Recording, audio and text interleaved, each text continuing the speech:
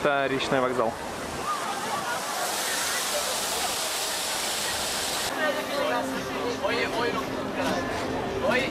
Древние люди налетели, все съели.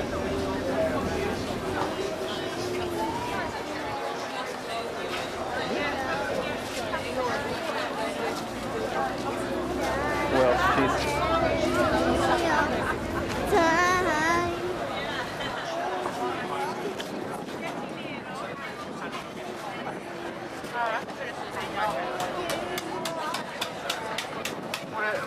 Are you enjoying yourself though as well?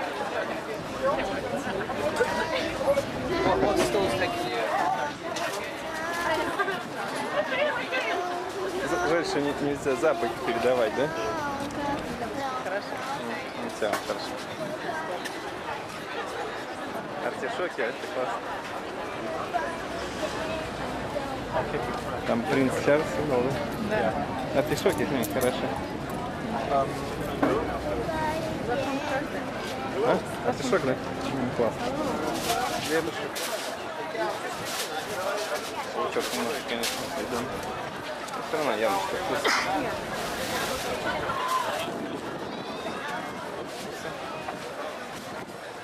Чилики. Попробуй чилик.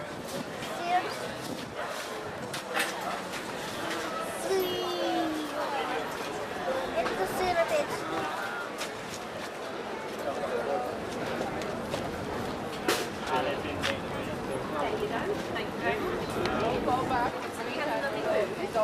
You were positive for that one? Такой дискастный. What would you like? We just didn't have a glass actually. Это первый вкусный сыр. Это самый первый вкусный сыр. Очень нежный. Он вообще практически безвкусный такой, да, вообще? Да. Такой как... Очень тонкий, ага.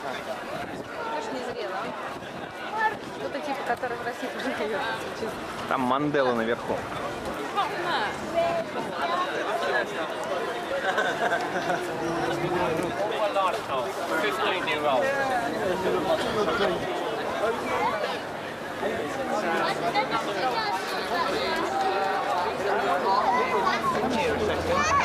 Yeah, because we're not going upstairs yet. Summer juices and summer fruits. You've probably gathered for yourself that the traffic conditions around and about in London are a bit weird today. She is on her way. We did wonder whether to reverse some tastings, but we'll stick with it. Patricia will be here in, I'm sure, a very few minutes.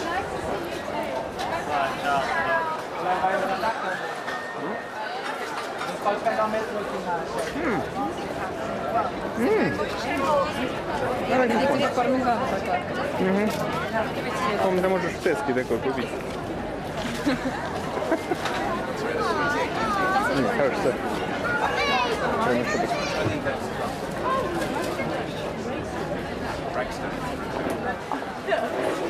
Кстати, ты видел на этом? Это самое, ты видел этот самый, на маленьком багете написано было батон. How much have you already spent? You don't want to use them.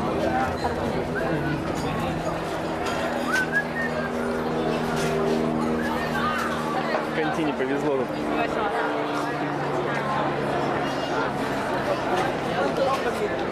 Это шоколад.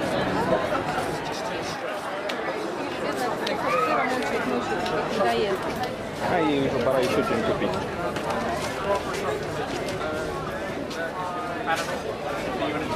Давай поминай.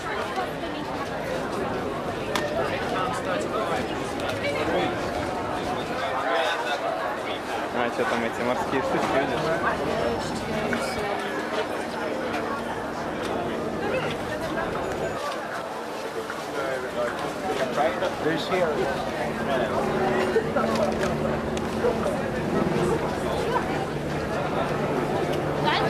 赶紧，是啊，方便。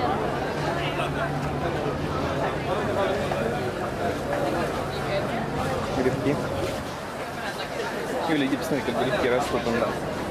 Видишь, вон.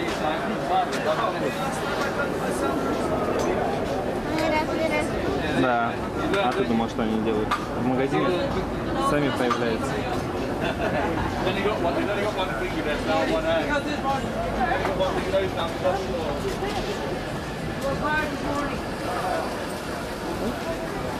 A really good handmade buffalo mozzarella like this, then absolutely yes. But to tell you how mozzarella is made, first of all, the animals, the Indian buffalo, like to wallow in muddy water. They have no sweat glands, and this is why they actually thrive in places that are very marshy and very, very hot and humid, because they don't, like me, get like this. They actually love it. Now their milk is taken into a milking parlour that's at least 25-30 degrees. So it's hot in there. The milk is then heated up. It's stretched, it's pulled, it's put through all sorts of things to make it then become a little round cheese. And then, mysteriously, after going through all that heat, it's put into ice-cold packs and then refrigerated until it reaches its destination to you.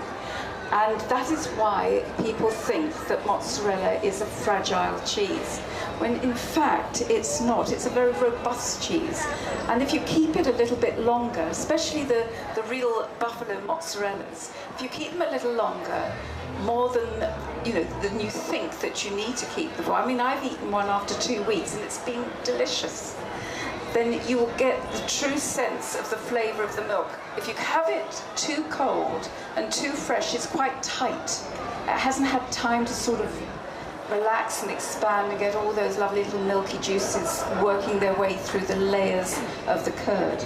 So today I bought in a mozzarella. It's practically at room temperature now. We keep them at about 8 to 10 degrees, because if not, the EHO will come and close me down. But basically I say don't refrigerate it. Take it home, leave it out and let it get to room temperature. You will enjoy it so much more. And all I'm going to do is literally cut it open and show you how lovely and milky it is inside. Because that's what you want to see. You want to see it oozing out its beautiful milk like that. And I'm going to cut it up. How many are 3? Okay, lots of little bits, so you'll all get a piece to taste. Perhaps you'll, David, you'll pass the tray around whilst I'm talking about the other cheeses. I'll just leave that over to one side. Not yet. Finished. Are you in a hurry to get rid of them? No, I don't know how anxious they are to taste it, Patricia. Okay. Get your peach.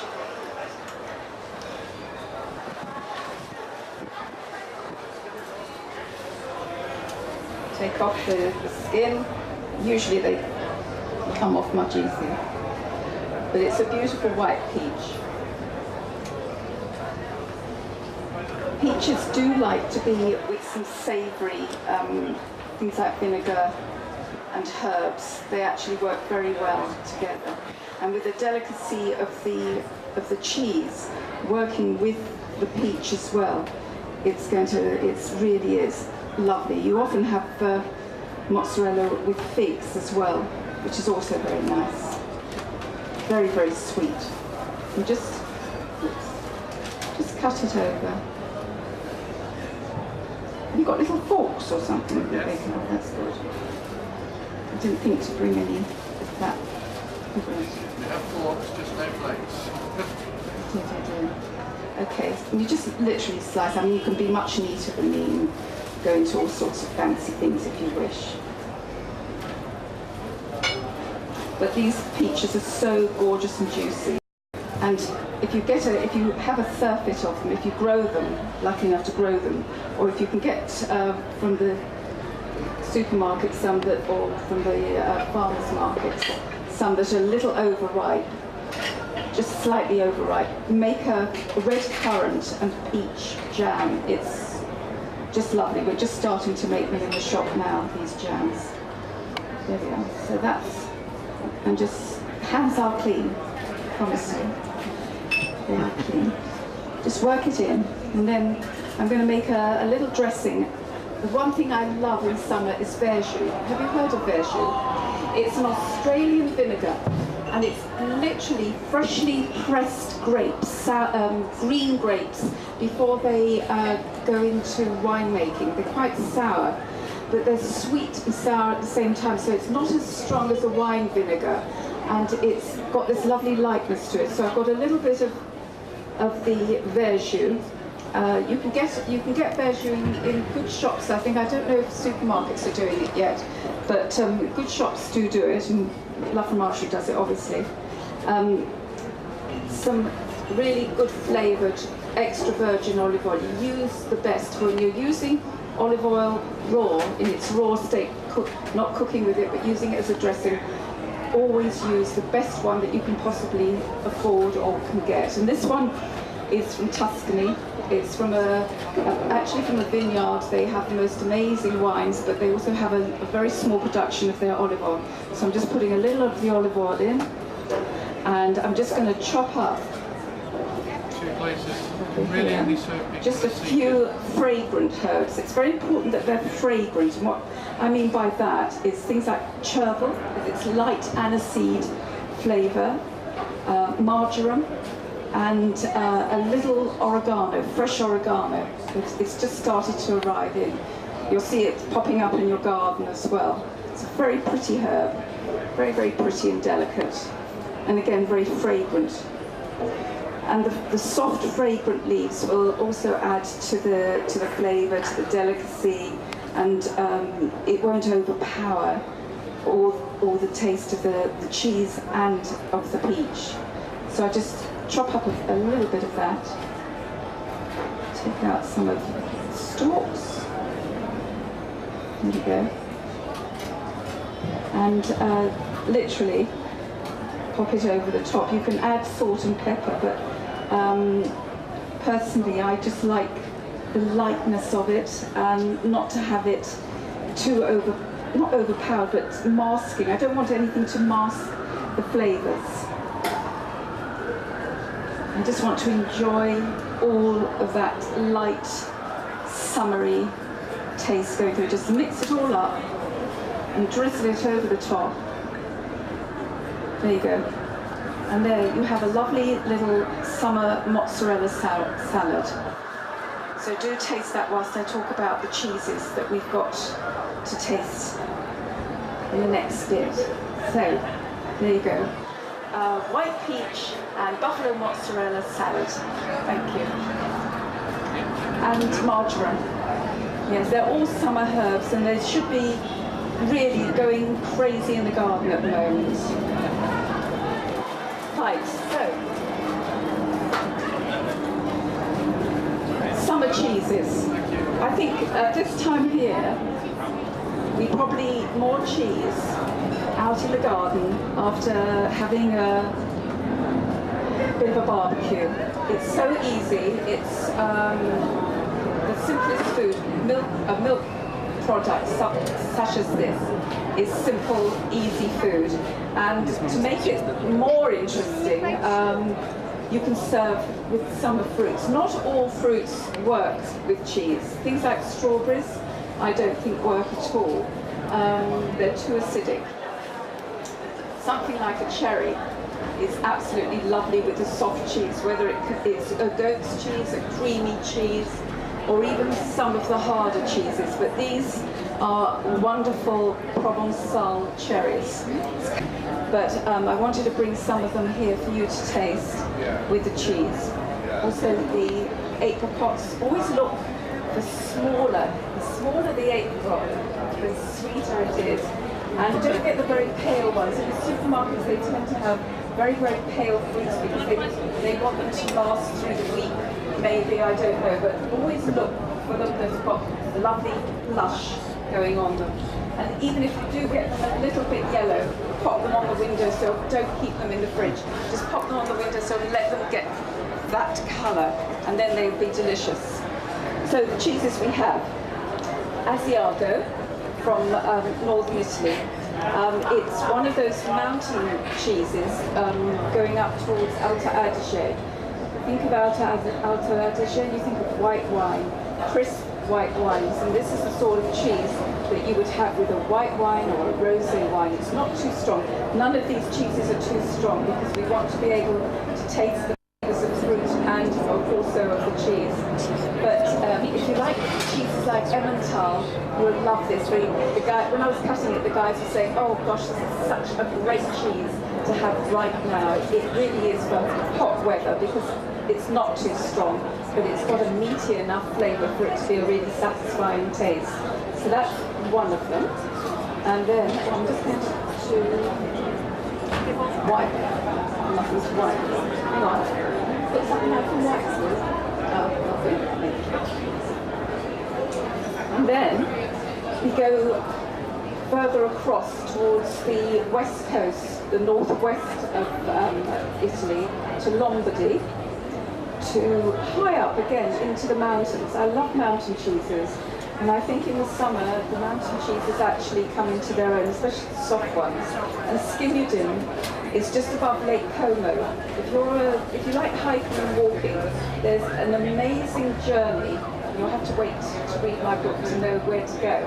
But it's just behind Lake Como. It's a little steep staircase that is carved out of the mountain, and you literally have to find this spot, open the gate, and then walk up and up and walk into the mountains. And after 2 hours of going under waterfalls and all sorts of wonderful adventures, you come to a little village that makes Skimudin. They have to actually get down the mountain. They have to walk down or go down on a donkey or whatever, and then to their cars. That's actually not reachable by car. So if you can manage to walk there, you'll be surprised. It's like going back to the 18th century. The whole place is quite astounding. If you've read books like Heidi and whatever, this is, and it is triple cream. So it's not slim, but look, it's absolutely gorgeous. You can get it throughout the winter as well, but in lesser quantity. But again, in summer, you get it and it's starting to melt. And with cherries, I want you to taste it with the cherries. It's just gorgeous. It really is. It's called Skimudin, and it is literally only made in this one place. It's not copied by anybody else or by any other country. It's literally just made in this one small part of the northwest of Italy. So, I'm going to take that round and cut it. We've got, yes, and chop some bits up. Sorry, that would take my time. It's quite fiddly, so I'll leave you to do that.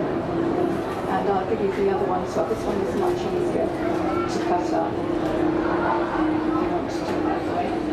Then we're going to go round again to Italy and go right across, this time to Piemonte. Piemonte is famous for its wines, Barbera, Dolcetto, and also white wines, the Langhe wines, but also very famous as well for truffles and their cheese. And I often bring a Piemonte cheese to the tasting, very often, because the scope of different styles of cheeses are quite amazing. But this particular one, which is called Fiore di Langhe, the flower of the Langhe. The Langhe is the center of the Piemonte. It's where a lot of agriculture takes place there. But this is a mixed milk cheese, cow, goat and sheep. At other times of the year it's quite solid, but when I open this, it will be lovely and soft. It's 45% fat, so it's not as full fat as the other one, but there, you see, this is what everyone asks me, can I have a cheese that runs? And I say, well, at this time of year, you can have a cheese that runs, and it was really gorgeous. And that, either with the cherries or apricots, would make a beautiful dessert. If you didn't want to make I don't know, a tiramisu or strawberries and cream or whatever, you wanted to have cheese but wanted to have a bit of fruit, this would be a lovely, rich tasting, creamy cheese to have with your fruit. They want the cherries with them. Yeah, absolutely. Now the next one we're going to taste is, we're going to go into France now, to the southwest of France. And if ever you, in the winter, if you came to one of my tastings in the winter, I did Vacherin Mont d'Or, and it's one of those lovely winter cheeses that you can have by scooping it out of the box, or if you want, you can bake it in the oven. Now this one is from the Tarn, which is the southwest, and it's a goat's cheese, and it's made in more or less the same way as the Vacherin, but it's with goat's cheese.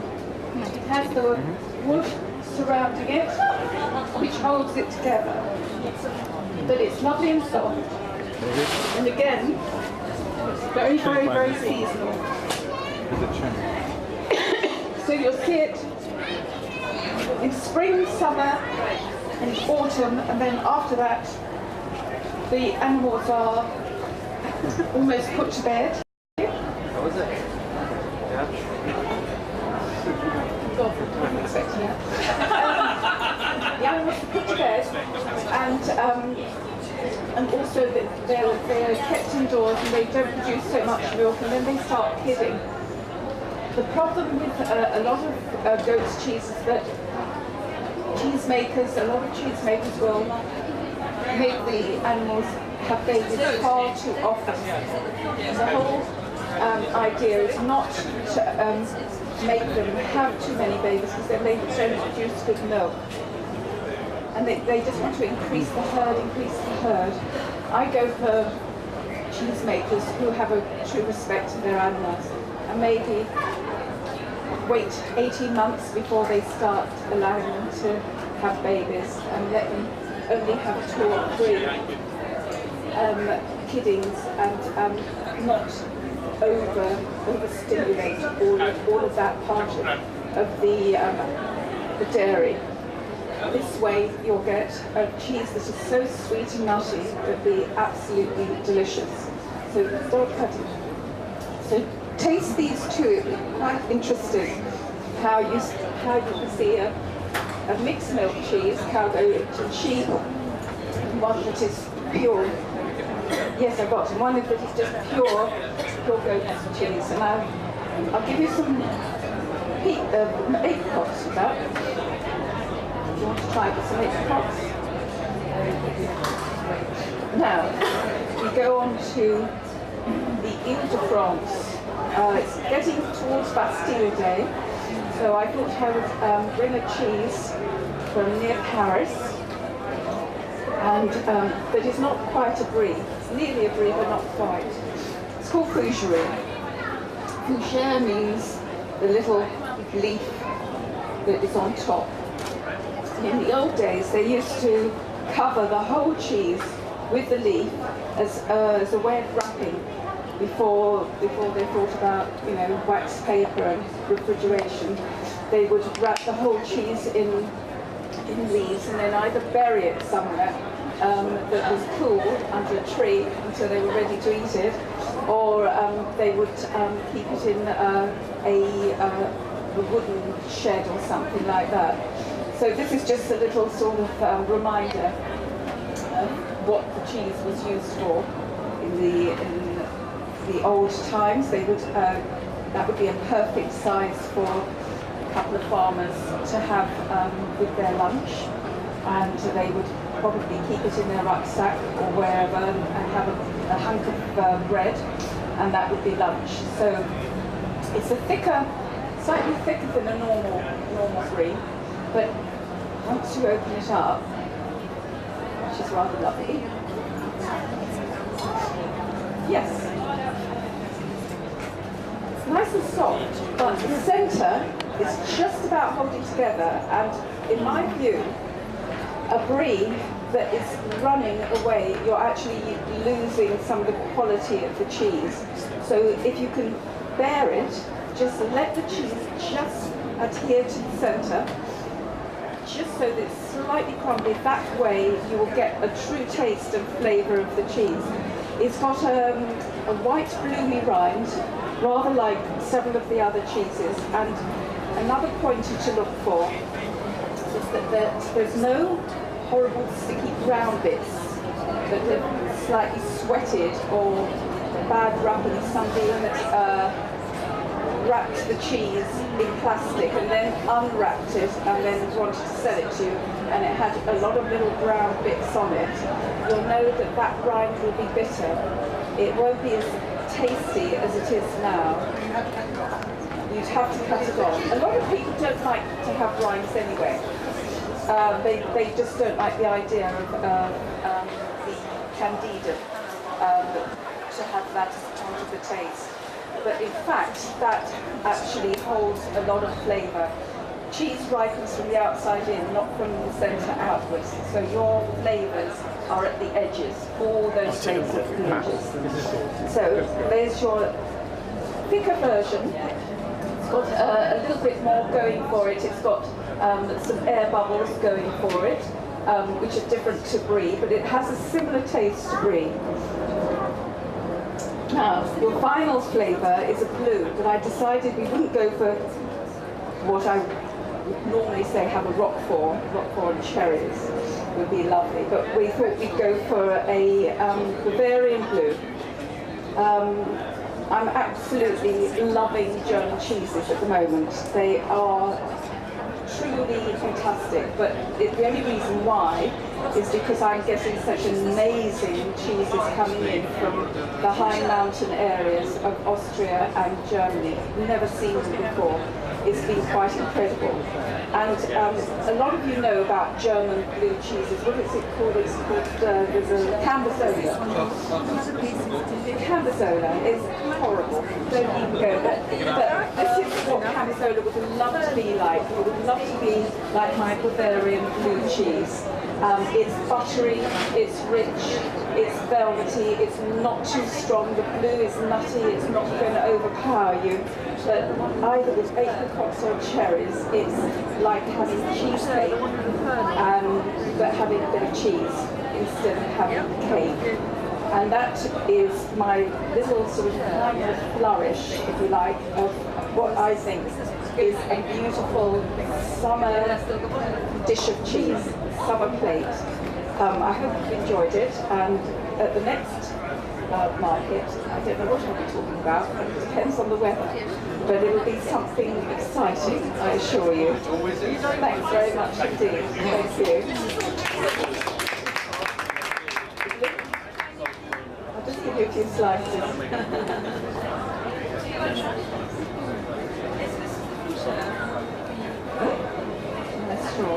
No, I've got the fougere.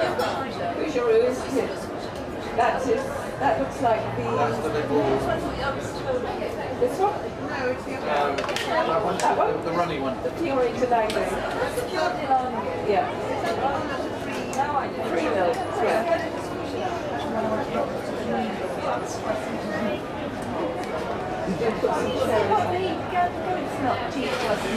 It's called Peshikos. Peshikos. Yes. In the last sack, if you're in the southwest.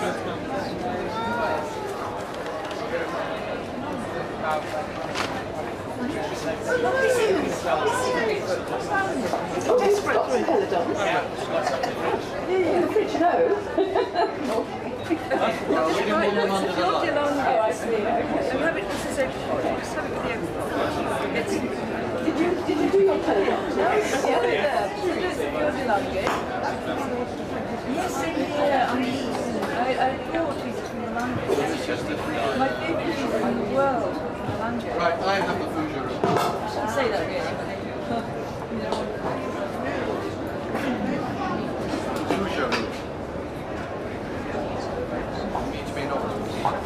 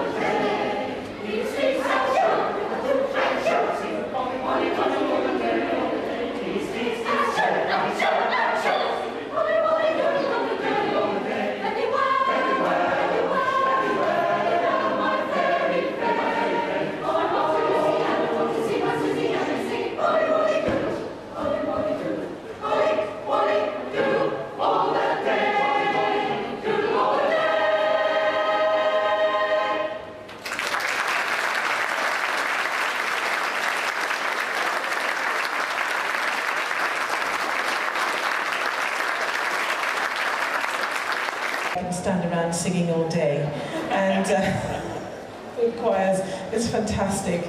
And do you have an encore for us? We do? Fantastic. You want to hear some more? Yes? Great. Thank you very much, Alan. We've got a little encore lined up. This is Lyndon Lee by Rafe Vaughan Williams.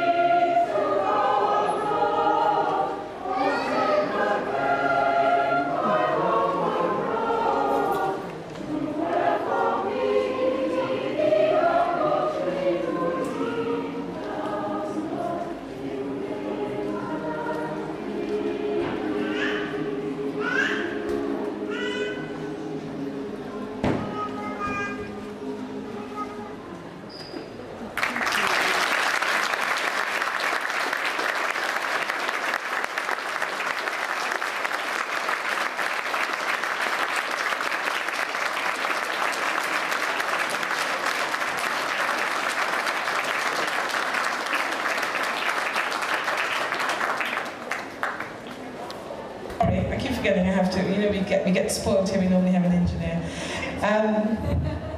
Let's hear it one more time for the London Forest Choir, conducted by Jonathan Rathbone and piano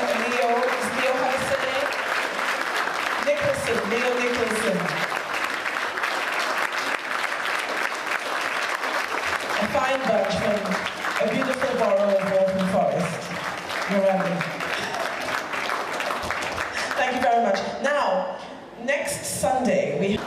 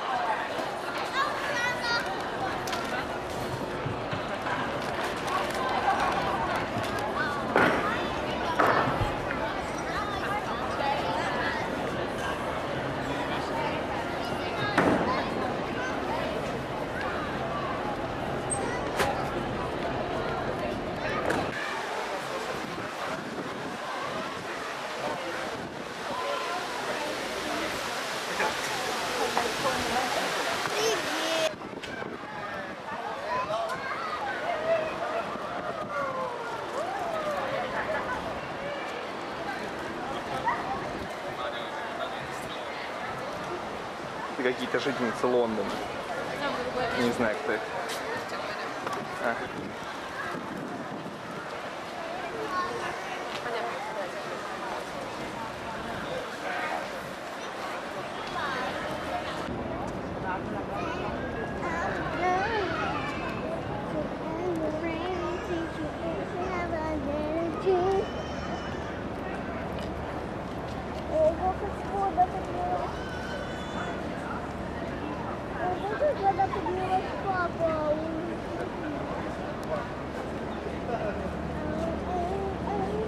Здесь контрастируют облака с белым зданием. Смотри.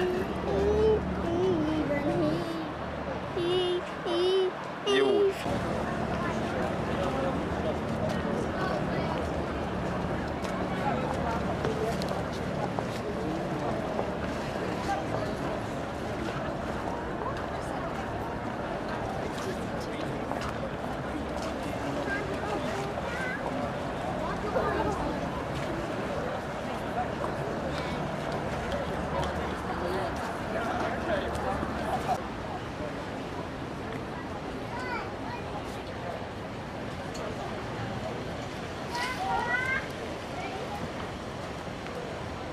Здесь какие-то англичанки.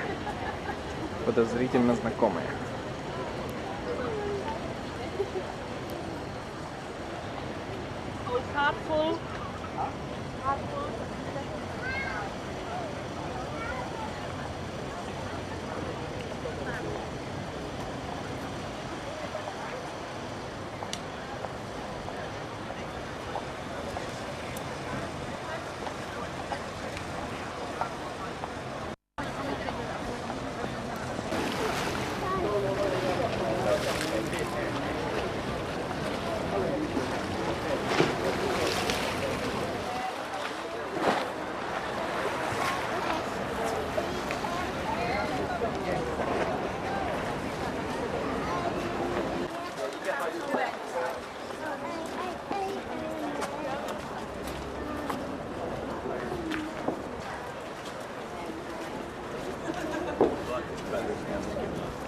Als je die afstaat.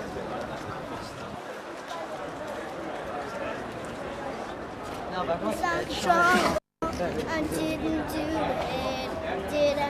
Незнакомые англичане идут по Queen's Walk. Королевская прогулка.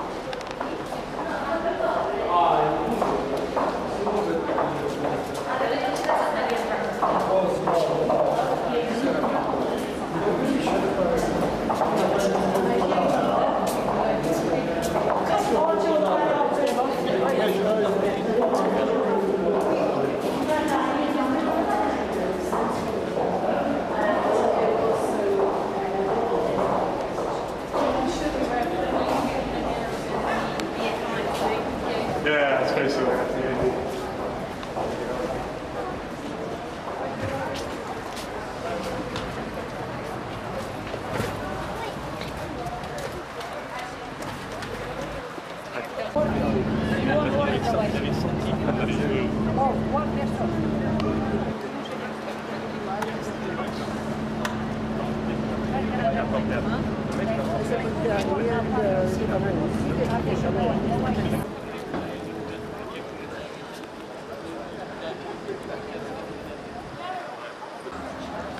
Я Эмиль. Пап, А. мы снимаем такой плохой. Да я уже его не снял. Смотри, как муравьишки люди по мосту ходят. Пешеходный. Видишь, да? Пешеходный мост. Это мост Миллениум. Линолеум. Можно мне вверх?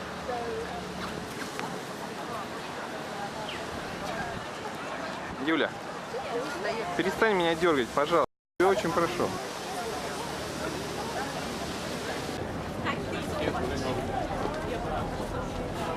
Thank you.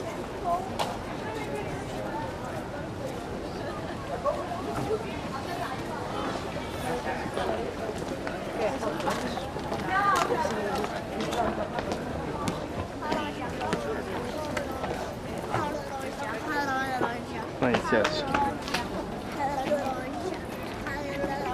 It's okay. Давайте, аккуратно.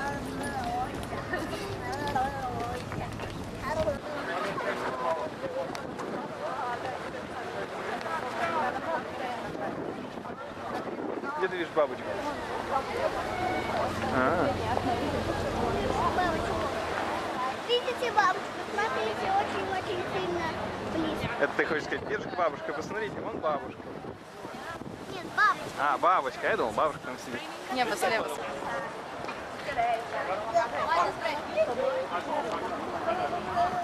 Что там, Земфира, я увидел.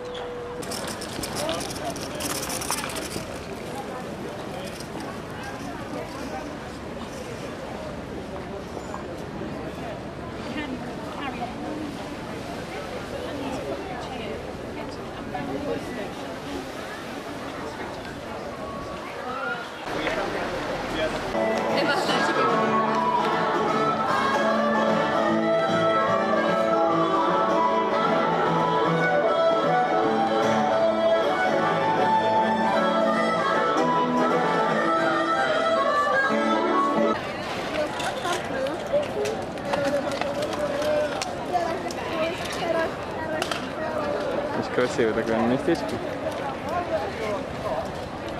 Якорек.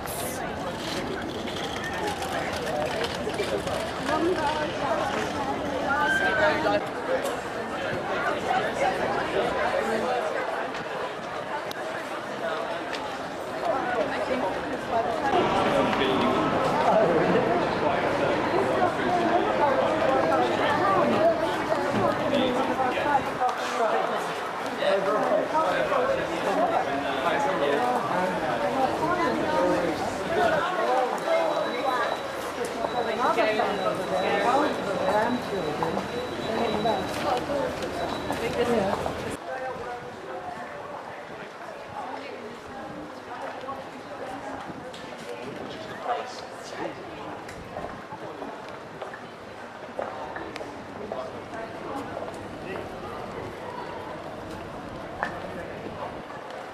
Hello, darling.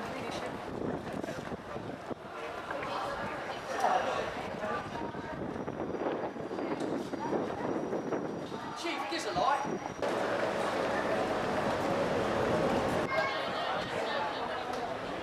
А это реплика корабля «Золотая антилопа» от Фрэнсиса Дрейка, пирата. Вот если ты был на корабле на торговом и видел что-то такое с каким-то таким флагом сверху, то это значит, что ничего хорошего тебе не ждет. Вот там вот мужичок стоял какой-нибудь такой в треуголке с одним глазом, деревянной ногой. В следующий раз туда сходим туда.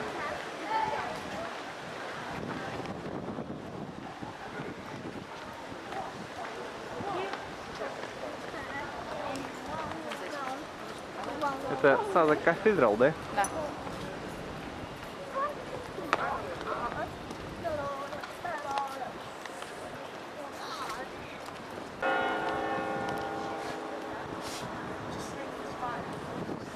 С четверти проверил. Не найдешь. Ты меня не найдешь.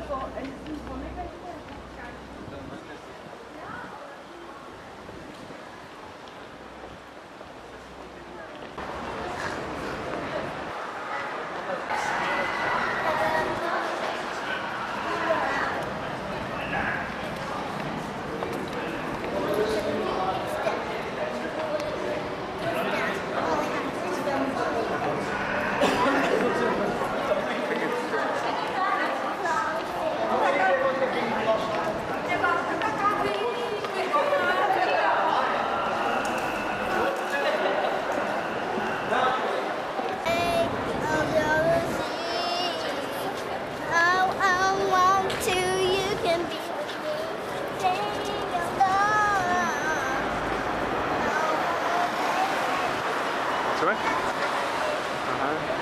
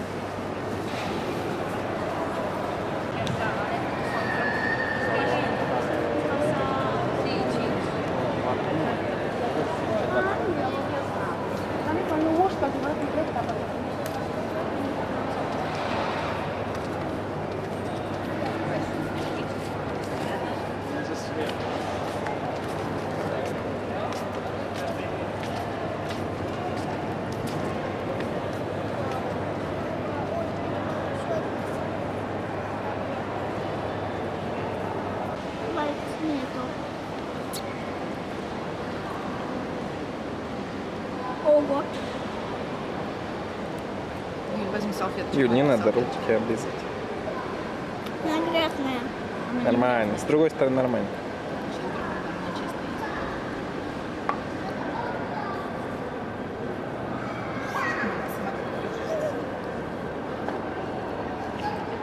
Ну, не так, как хорошо.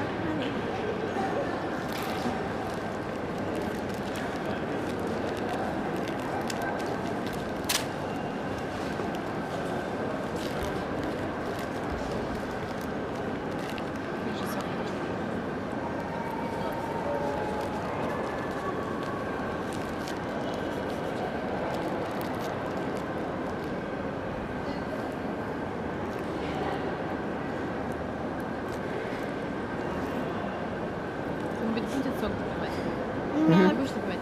Допивай. Такой вкусный бутерброд. Юль, допьешь сок? Нет. Спайки. Просто немножко кисленький. Это Next, но он вообще не похож на него.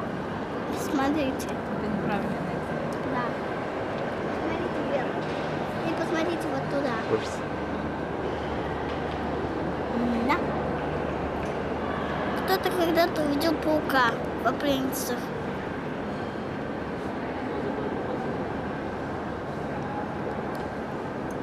И вот цвет. Вот небо. Вот папа. А вот Юлька сидит, Жулька. А вот манекены. Вот крас. Вот green. Вот red. Вот brown. Вот white. Давай не отвлекайся, барышня, кушай.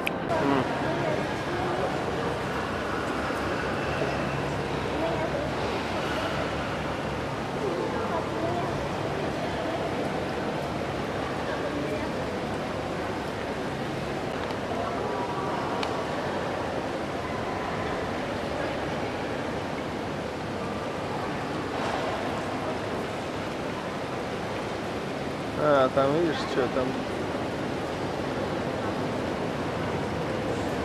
По солнцу, звезды, луна, там видишь? В центре солнца. Это месяц.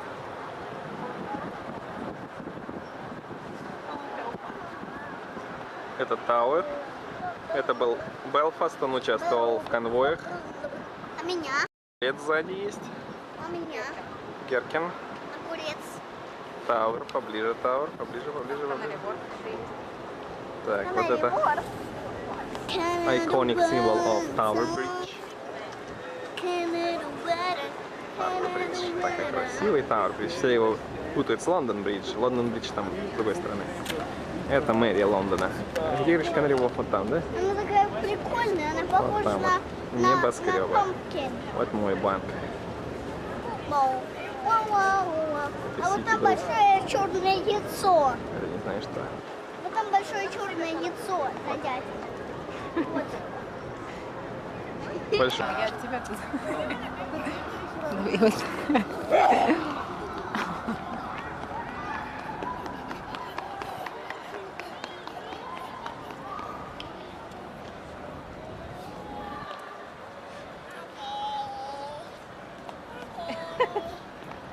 All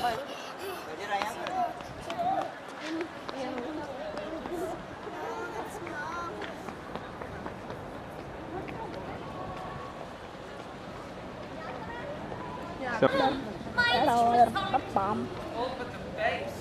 The base is right. 'Tis the base named at last. Time and memory, yes. And it's trap. You make a walk and give me leave.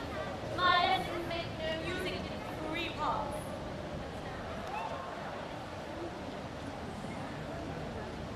Madam! Madam!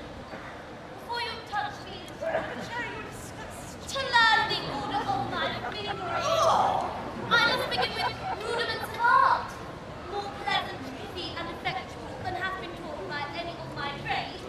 And here you can write clearly. You read the gamut of Hortensio.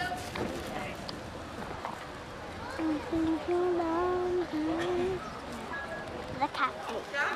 Maria.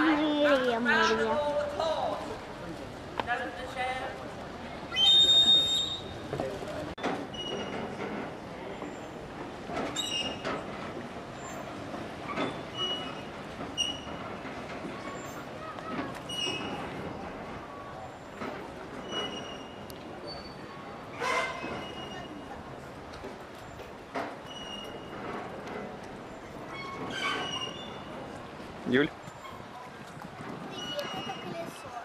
Это штурвал. Мне нравится вот этот вот заливчик туда дальше. Ходимся.